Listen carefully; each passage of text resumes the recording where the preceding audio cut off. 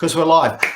Hey, welcome. I'm Kevin Gary. I've got with me Tony Bentall. I always do that as a little bit of a surprise just to see how people react. And Tony, you've actually had one of the best reactions yet. You were just so natural. You weren't scared. No, I was expecting it.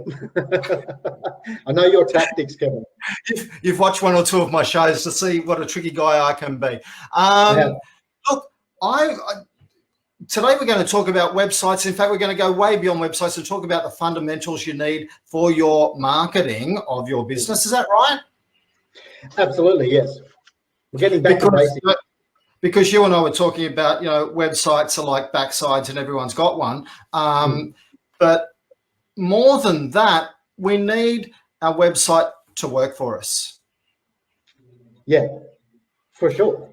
And since about 1998, we've all known that, hey, you need a web presence, and websites back in 1998 were a little bit different to how they are today. Mm-hmm. However, the entire premise of them, today we are shopping, we're doing a lot more research online than we were back then. It was only 22 years ago, but boy, isn't life a little bit different? A little bit. I used to have more hair. I used to have colour. Hey, we're going back to black and white. But anyway, so let's have a little bit of a chat about this. So what your background? So tell us a little bit about why people should be listening to you on this. Yeah, cool.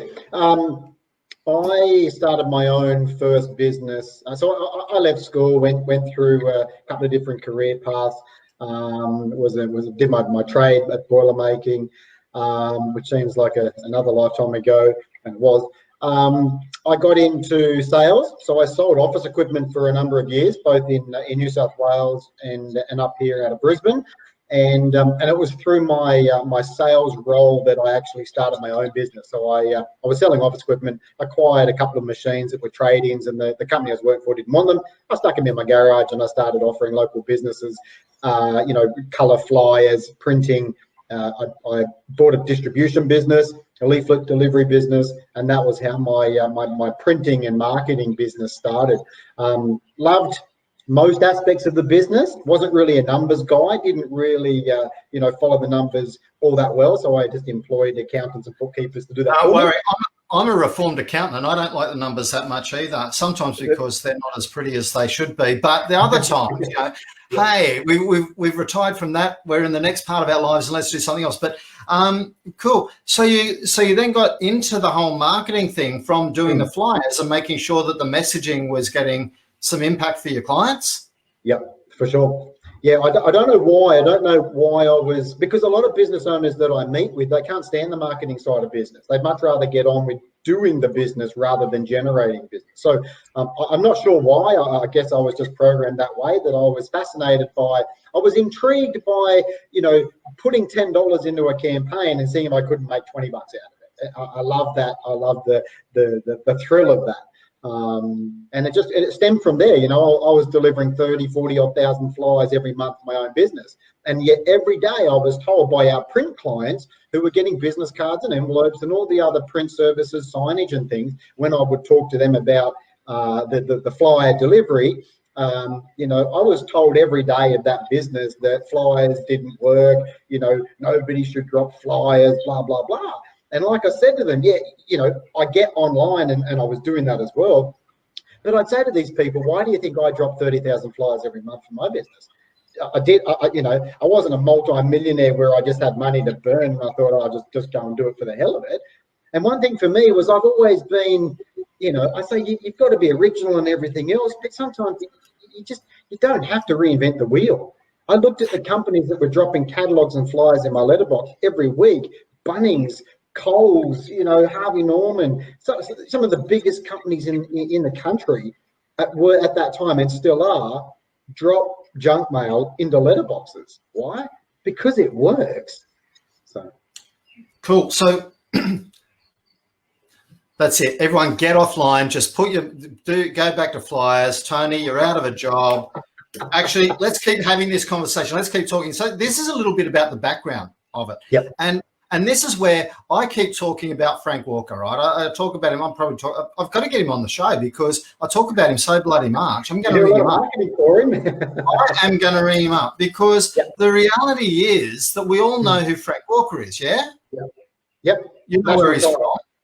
National Tiles, right? And we all know where he's from, and it's your flyer routine, right? It's because you don't put a flyer there once and go, oh, it doesn't work. Of course it won't work if you only do it there once, but it's the regularity of it, which brings us around to when we're looking at our online strategy and thinking about our website and thinking about everything else that our website needs to support. As you were saying, what are the fundamentals going into this?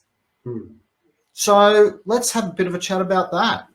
Yeah, cool. So just touching on the flyers, like, and marketing in general, most marketing campaigns, in my opinion, are deemed to be unsuccessful because there isn't really a goal determined prior to starting it out.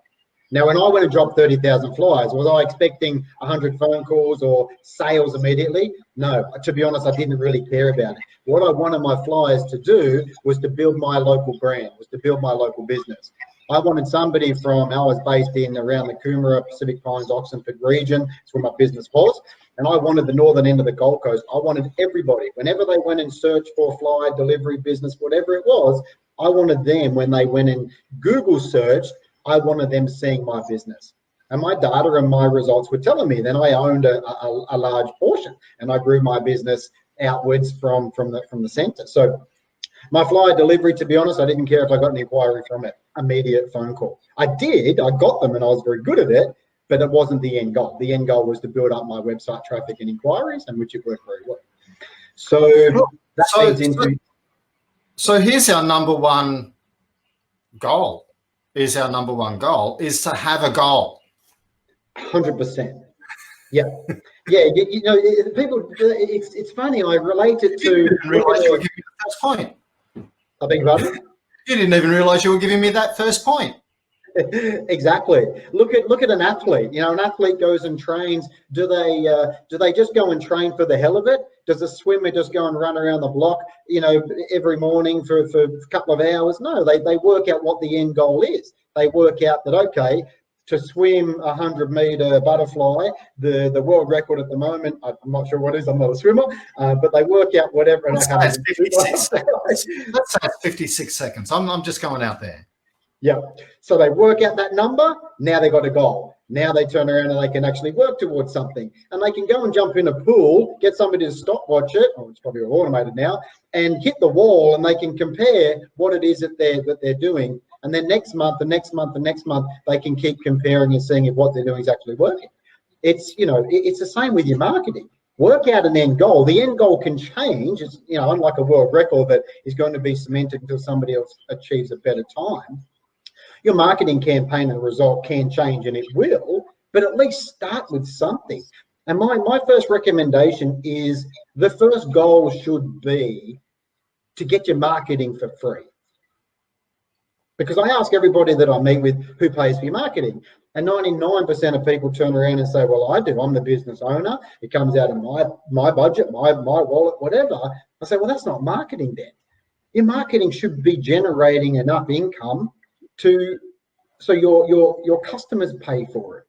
Your customers should be paying for everything. Your customers should be paying for the rent of the building, your wages, your electricity, all, you know, it all comes from your sales and or your customers. So my first recommendation is, if you're going to put $500 into a Facebook campaign, work out how many new customers you would need to justify that $500 investment, so it doesn't come out of your wage, out of your personal account. That should be the first goal. Then you can work on being more profitable as you get into it. Okay, so when you're saying you've got to get it for free, you're not saying, hey, don't pay anyone anything for it, but you're saying, hey, how many customers do I need from that activity to make that activity profitable? Yeah, and it's usually a mindset thing, which is why I think I use the terms that I do. Get your marketing for free. If you have a business and you put, you know, $500 of the business account goes into Facebook, and at the end of the month or at the end of that campaign, if there's $1,500 back in from that campaign, which will cover all of the costs, the $500 plus whatever it costs you to go and do the job, pay the government, pay all your bills and everything else. If you break even at the end of it, your marketing is free in essence. Because it is a mindset thing. It's like most people put it under the cost banner. It doesn't come under a cost. It's an investment. They're completely two different things. And Absolutely. I usually have a 5-10 minute conversation with business owners that I meet with based around this concept or this mindset that marketing should be fun. Marketing should be, hey, I can put $1 into this and get $1.80 back. If I now multiply that by 20 times or 500 times, the numbers should still be pretty similar.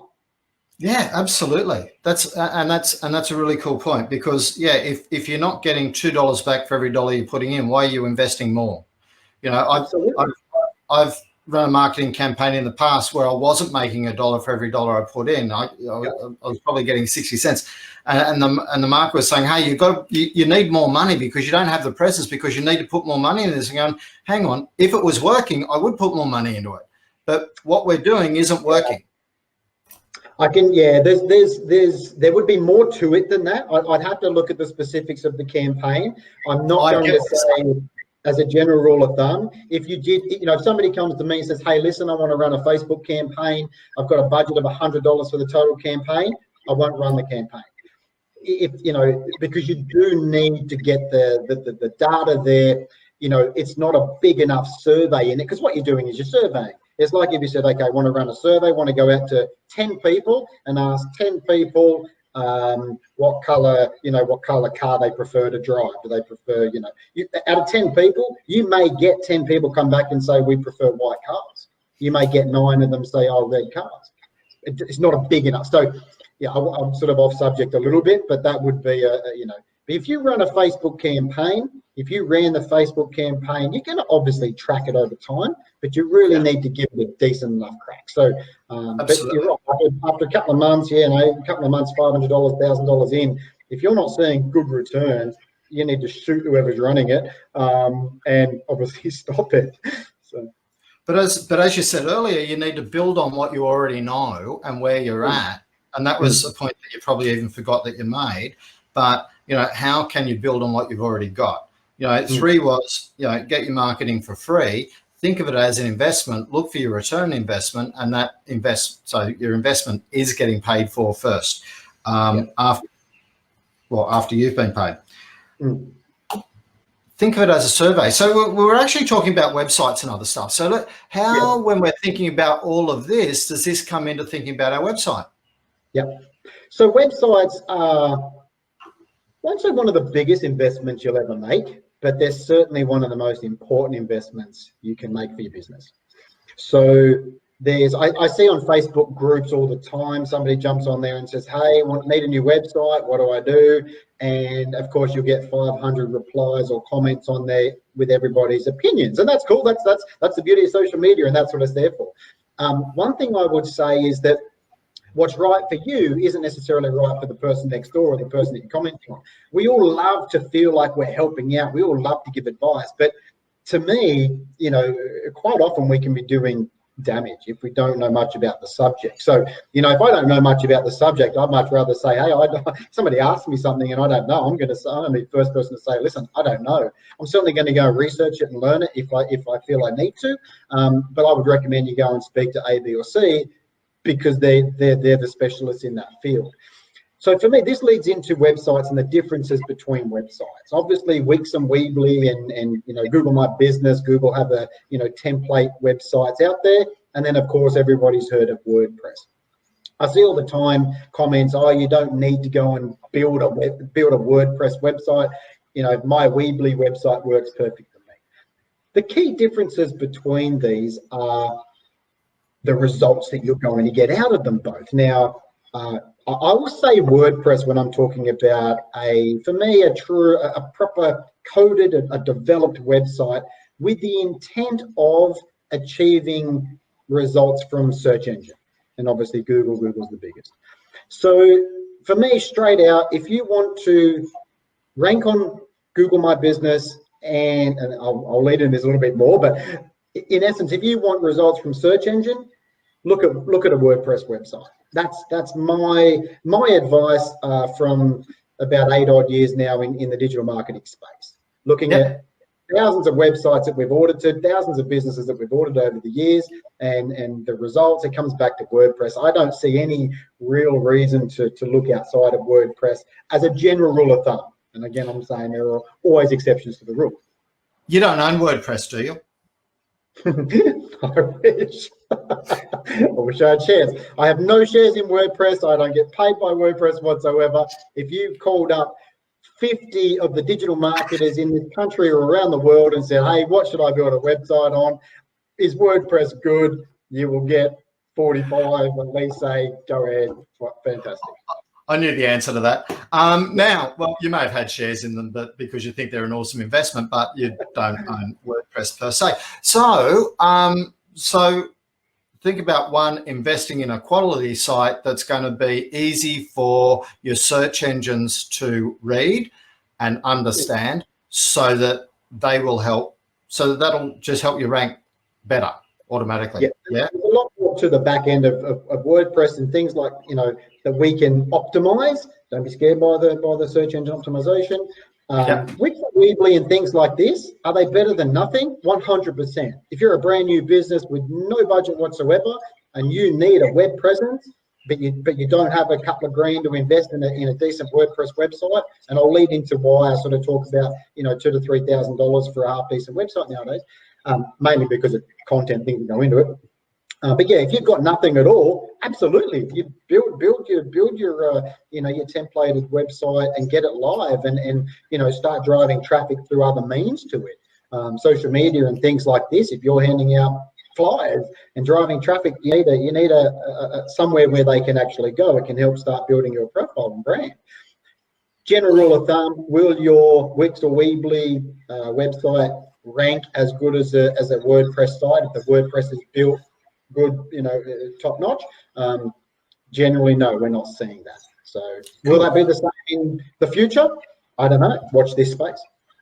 Absolutely. And like, nothing's forever, right? It's like people talking about, motivation. And motivation is a bit like showering. You've got to do it every day or it washes off, right? Sure. Marketing is a bit like showering. If you don't do something every day, it's going to go stale. It's going to start to smell. So you need to be doing something every day to these things to be doing that. So great. So one, get a quality website. What about the fundamentals that people need to have in their website? So the fundamentals in your website, with the end goal of ranking on search engine, so coming up on Google search for any relative, search for your product, your industry, your service. The optimization, so the site needs to, this is the big, I ask everyone again that I meet with, I say, who are you building your website for? And 9 times out of 10, they'll say, well, I'm building it for my customers. I'm building it so when people visit my website, it's going to be a good experience and they can, so therefore that leads into, I don't really want too much content on there because nobody's reading content. I just want some really cool graphics and images, and I want a nice clean layout, and that's typically what people will describe to me as being a good website. I say this, that it's fantastic to have somebody on your website, but where are they going to come from? Your best friend in business, your best referrer is, and typically Google search engine. So do we build websites for people or do we build websites for search engine is my question.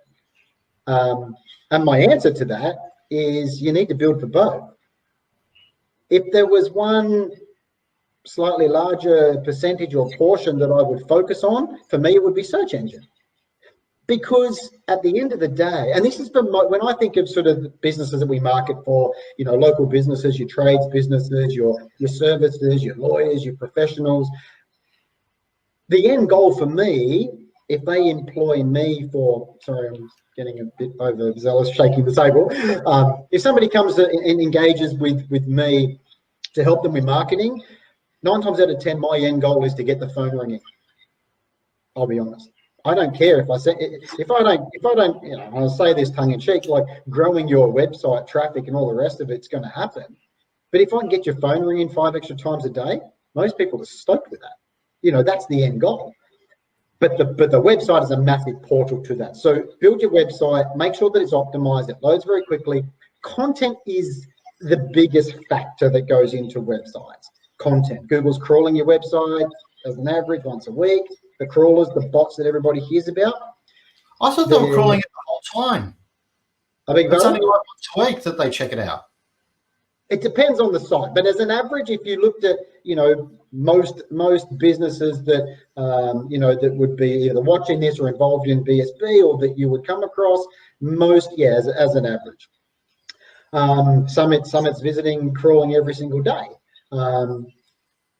But the key focus on that is reading content. This is where you hear about keywords and key phrases and everything else. A decent website, for me, a good starting point, again, with a local business wants to rank on search engine, start with a 10-page website. You will invest $2,000 to $3,000 with a half-decent agency to build that. Content, at least 3 to 4 decent pages of content that focuses on what you specialize in. So if you're an electrician, the services, commercial, residential, you might do solar. They each need 1-2 decent pages as a minimum to start with. And you add to it. You never finish with your content, your website. People say to me all the time, I've built a new website. What do you think? And I look at it and they say to me, we've got rid of a lot of the words, a lot of the text because no one's reading it. Typically it's the worst thing you can do. You need to be adding content to your website. I say it this way, you imagine that you're meeting with Google once a week. Imagine Google said to you, okay, let's catch up for a coffee or a Zoom because of COVID, and let's have a half an hour chat once a week. You would do everything in your power to make sure that is the one meeting that you get to. And if you turned up to that meeting and said spoke about what you did for 10 minutes and the other 20 minutes you just rehashed the old stuff, Google's going to kind of look at you and say, well, why are you wasting so much of my time? And that's the mindset that you need to have with your website. You want Google to visit your website and have a fantastic experience just as it wants to provide to its customers, people who search on Google. You want Google to understand what you do through your content in your website. It is the biggest factor into getting results from search engine. I love that thought process of as if you were sitting down having a conversation with Google and Google goes, so what's happened in the last week? Yeah. And if your answer is, oh, not much, he goes, oh, okay. Sure.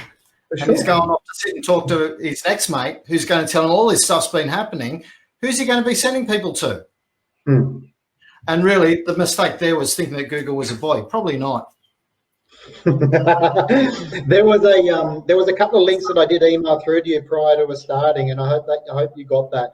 There's a couple of links in there. We can put them wherever you decide. But there are the latest studies that are showing the top influences or key components into websites ranking. There's some interesting numbers in there. I won't go into them, but certainly if anybody wants to have they're independent. So you're going to share them as a blog on your directory listing. Yeah, I can put the links on there for sure. And we're going to put the link of that into the thread here. Yep. And we might even share it into Wednesday content stuff anyway. Yep. Just saying.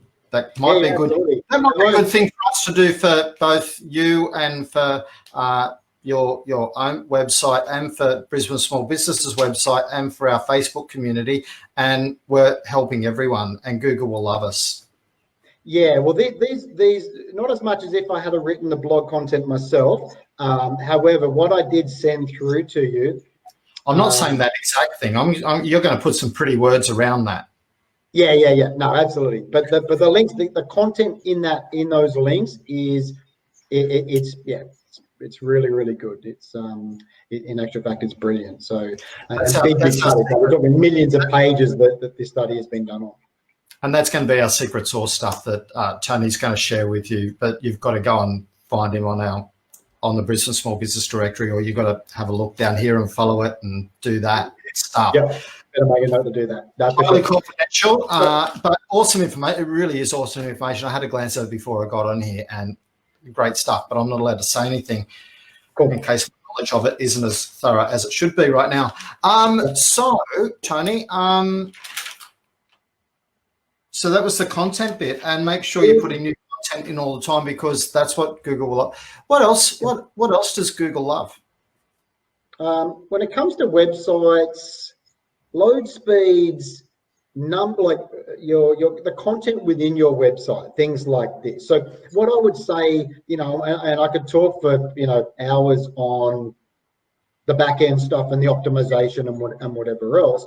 What I would say is, to anybody looking at go and speak with your digital marketing specialist. Absolutely, call me, that's fine. But go and speak with these people, and they will be able to explain to you where it is that $2,000 to $3,000 is going to go into building a half decent website. Ongoing from that, so once you have a really good website as part of your hub, okay, because everything really revolves around your website, your Google My Business, your directory listings, it's very important to keep the same business name and address and phone number across all profiles. So NAP and at email, NAPE, is now forming your hub. So you use that, you use the mindset of your website as everything is revolving around that. Okay.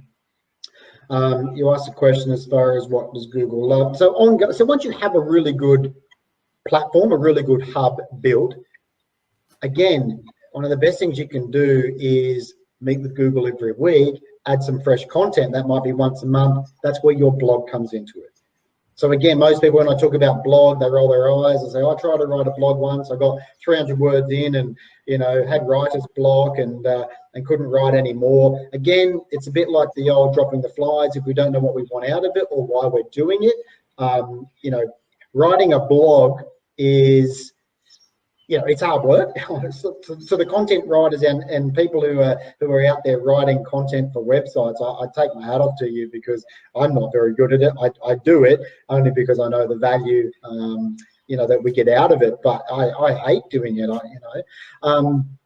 But again, it's got to be done.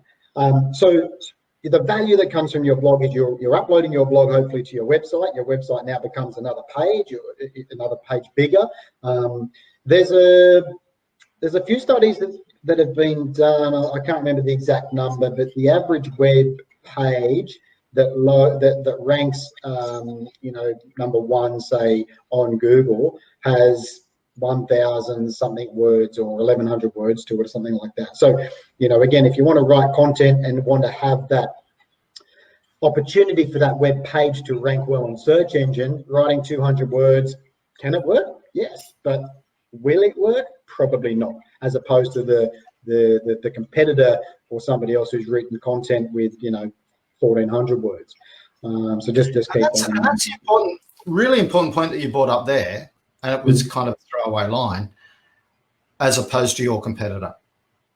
Yeah. Right. Marketing is all about being top of mind instead of your competitor. So it is about trying to be in front of your competitor. And if you're not in front of your competitor, you're behind them.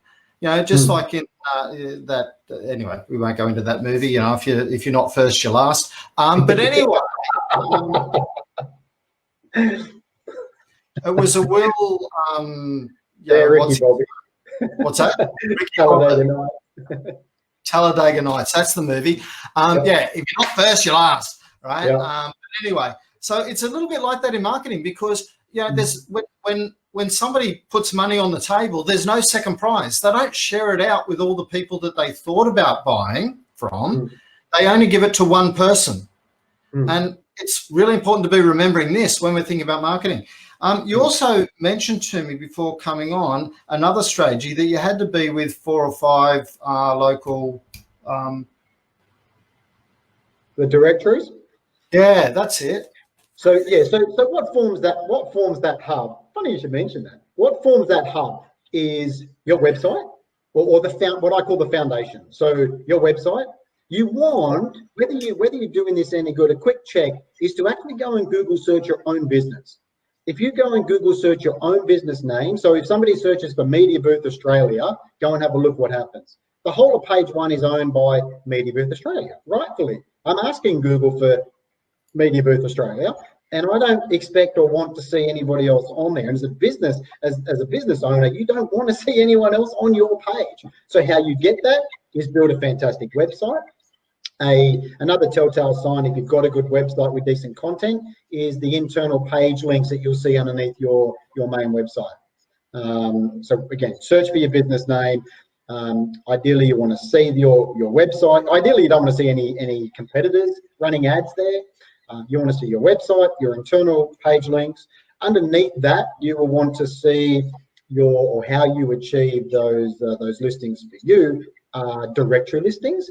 So Yellow Pages, True Local. There's this one that gets around a bit. I see BSB, the Brisbane Small Business. So all of these, that Brisbane Small Business. Yeah, I hear that's going okay too.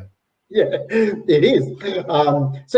So getting your name and address and phone number on these directories is just another telltale sign to Google that, hey, we're a legitimate business. We actually are who we say we are.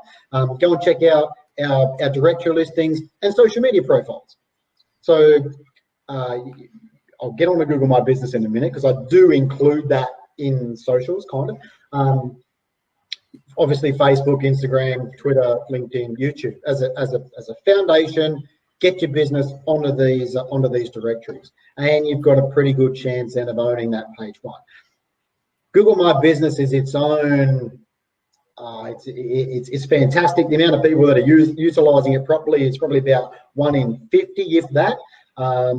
But the end goal, majority of people, if you ask them when you're looking for a local plumber, what are you going to do? Most people will pick up their phone, Google search, and go straight into Google Maps. So, the Google My Business map listing is, for me, right now, the most important profile that a local business can have online. It's more important than Facebook, social media. It's more important than your website. You still need these to achieve the result with Google My Business, but it is the most important profile. And that's probably a whole nother video another time. I was going to say, you wouldn't have me on. We've actually just crossed the 30-minute mark, and like, remember we said we were going to talk for 10 to 15 minutes, and look, I'm going to blame my interviewing skills on this happening, because it's happening all the time, right? I keep hitting that and going, we've got to get off. But however, with that, we need to think about Google My Business. We're going to save that story for another day. We had 5 really clear points. One was, really right from the very start, you have to have a goal about building your brand. You've got to get your marketing paying for itself.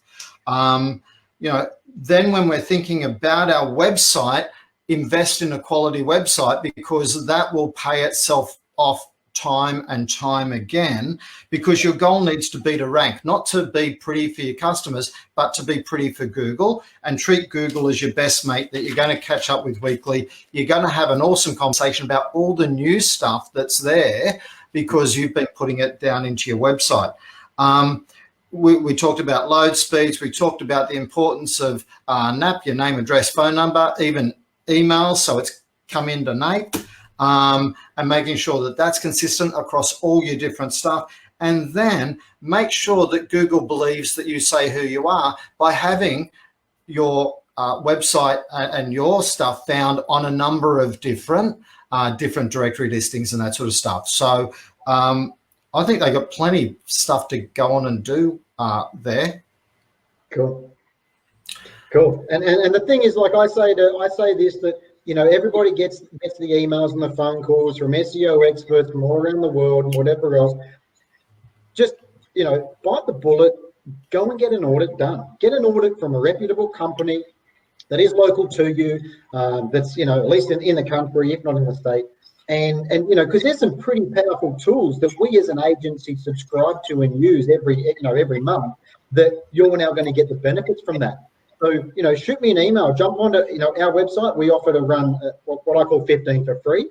So I personally spend 30 minutes and I jump onto these tools and I utilize them, and I go and research your business, your competitors, and I give you 15 points that is, if I was going to take over your business tomorrow, the things that I would fix up or pay attention to. cost nothing. Is a bit of a plug, but you know, I'm happy to run those. Get them through to me, and I'll have a look at your website as well as everything else for you and give you those recommendations. So we're going to make sure that you've got somewhere where you can go and check. It'll be down here in the feed, so that Tony knows where you've come from. And hey, I'm going to do my 15 for free with Tony. Absolutely. I encourage you to do the same. If you do have any questions, please don't hesitate to put comments down below. It has been awesome, Tony. You've been very, very helpful. So thank you very much for your time. My pleasure. Thank you for having me on, and yeah, look forward to helping everyone that I can out in the near future. Thanks, Tony. Catch you later. Thank you. Cheers.